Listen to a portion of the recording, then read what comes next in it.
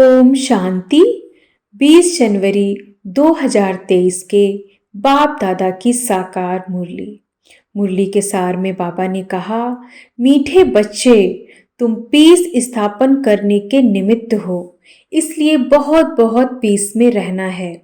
बुद्धि में रहे कि हम बाप के अडॉप्टेड बच्चे आपस में भाई बहन हैं।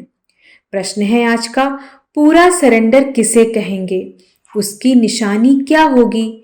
उत्तर में, पूरा सरेंडर वह जिनकी बुद्धि में रहता कि हम ईश्वरी माँ बाप से पलते हैं।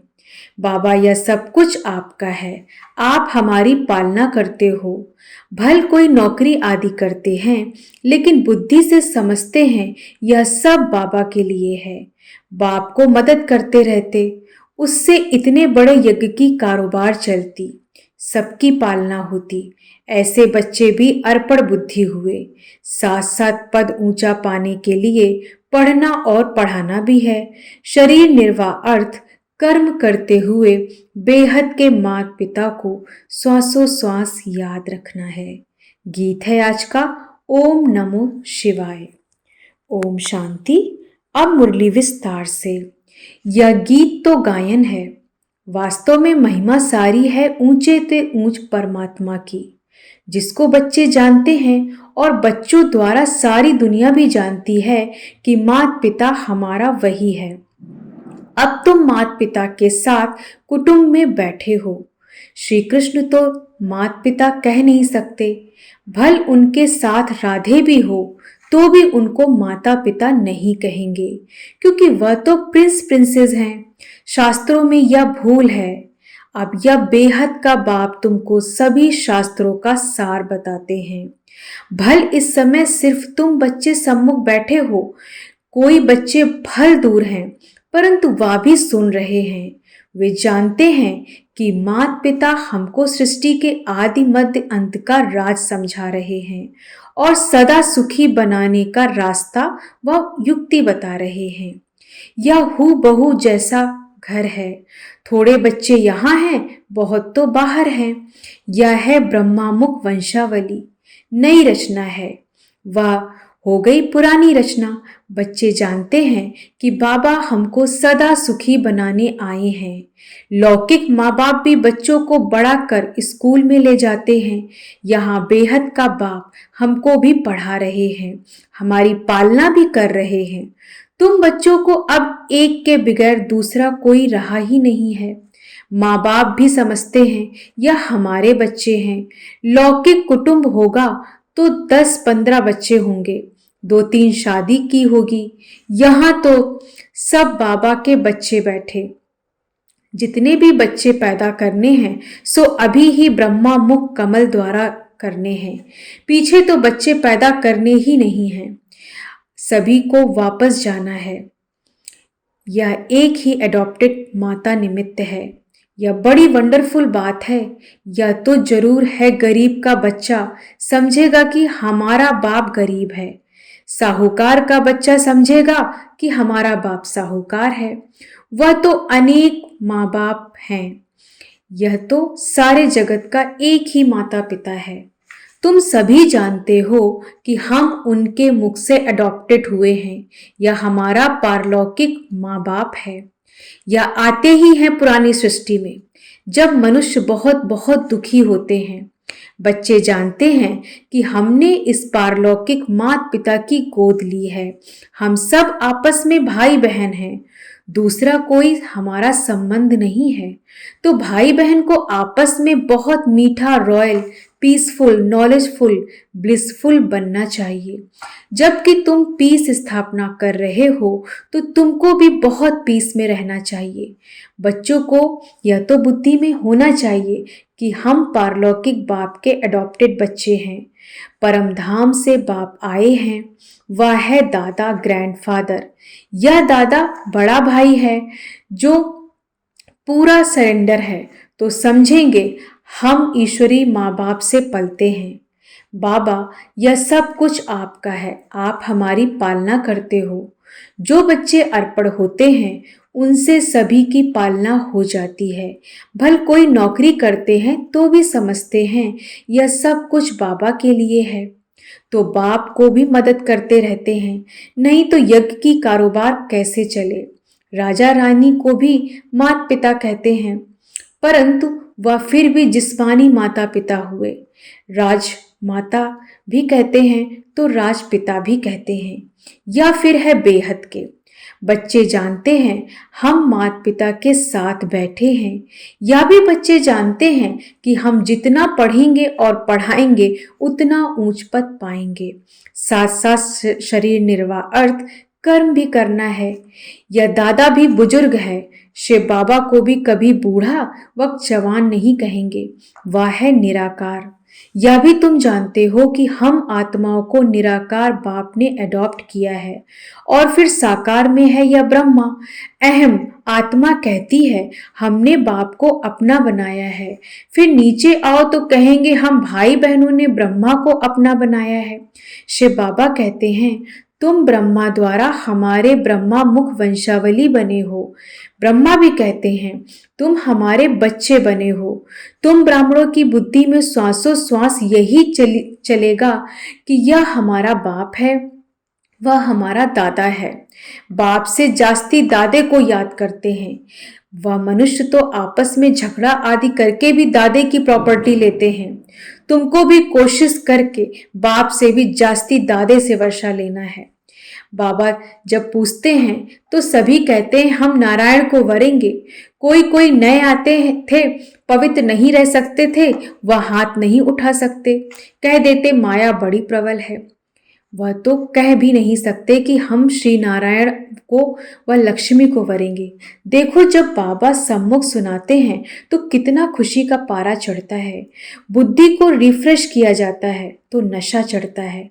फिर किसी किसी को वह नशा स्थायी रहता है, किसी किसी में कम हो जाता है। बेहद के बाप को याद करना है, 84 जन्मों को याद करना है, और चक्रवर्ती राजाई को भी याद करना है।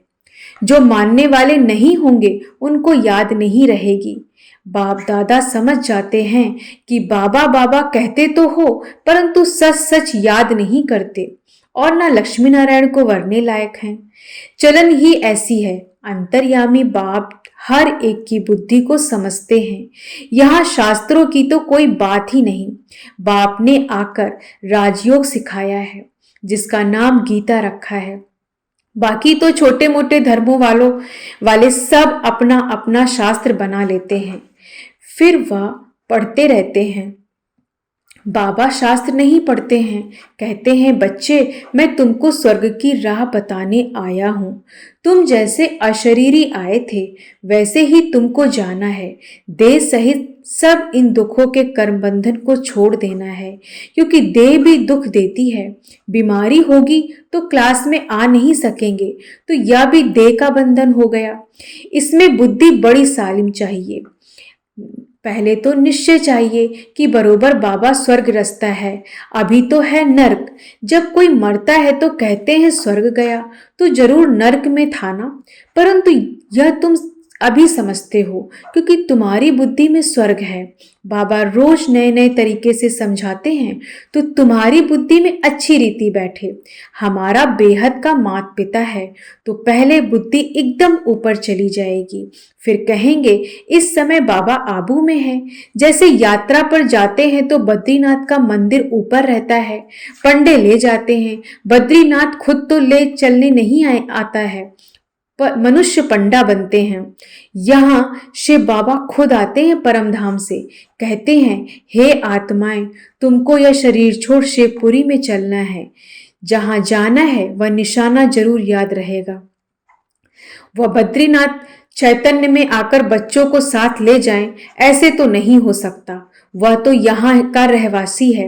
यह परमपिता परमात्मा कहते हैं मैं परमधाम का रहवासी हूँ, तुमको लेने आया हूँ। श्री कृष्ण तो ऐसे कह न सके। रुद्र शिव बाबा कहते हैं यह रुद्र यज्ञ रचा हुआ है। गीता में भी रुद्र की बात लिखी हुई है। वह रूहानी बाप कहते हैं मुझे याद करो। बाप ऐसी युक्ति से यात्रा सिखाते हैं जो अब जब विनाश हो तुम आत्मा शरीर छोड़ सीधा बाप के पास चले जाएंगे। फिर तो शुद्ध आत्मा को शुद्ध शरीर चाहिए। सो तब होगा जब नई सृष्टि होगी। अभी तो सभी आत्माएं मच्छरों सदस्य वापस जाएंगी बाबा के साथ। इसलिए उनको खिवैया भी कहा जाता है। इस विषय सागर में उस पार ले जाते हैं। श्री कृष्ण को खिवैया नहीं कह सकते। बाप ही इस दुख के संसार से सुख के संसार में ले जाते हैं। यही भारत विष्णुपुरी लक्ष्मी नारायण का राज्य था। अब रावणपुरी है। रावण का चित्र भी दिखाना चाहिए। चित्रों से बहुत काम लेना है। जैसे हमारी आत्मा है वैसे बाबा की आत्मा है। सिर्फ हम पहले अज्ञानी थे। वह ज्ञान का सागर है। अज्ञानी उसको कहा जाता जो रचना रचता को नहीं जानते। रचता द्वारा जो रचता और रचना को जानते हैं उनको ज्ञानी कहा जाता है। यह ज्ञान तुमको मिलता है, सतयुग में नहीं मिलता। वो लोग कहते हैं परमात्मा शिव का मालिक है।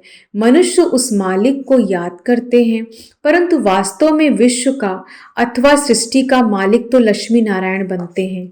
निराकार शिव बाबा तो विश्व का मालिक नहीं बनता।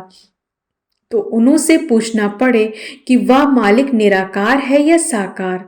निराकार तो साकार सृष्टि का मालिक हो न सके। वह है ब्रह्मांड का मालिक। वही आकर पतित दुनिया को पावन बनाते हैं।